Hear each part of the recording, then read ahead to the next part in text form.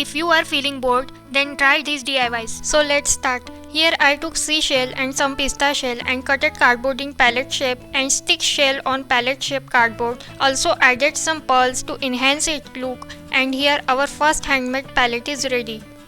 Now next, here I made cloth for scissor, I means covering for scissor. So cutted cardboard into strawberry shape and painted on it, and stick both cover by leaving a small gap at one part, and here our scissor strawberry cover is ready.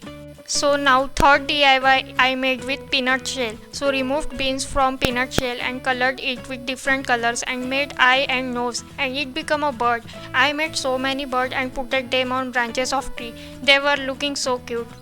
Now move to the fourth DIY, which is my favorite one. So I stick pista shell on stem and colored them with pink so that they look like a tulip's flower, and made leaf with paper tape and colored them.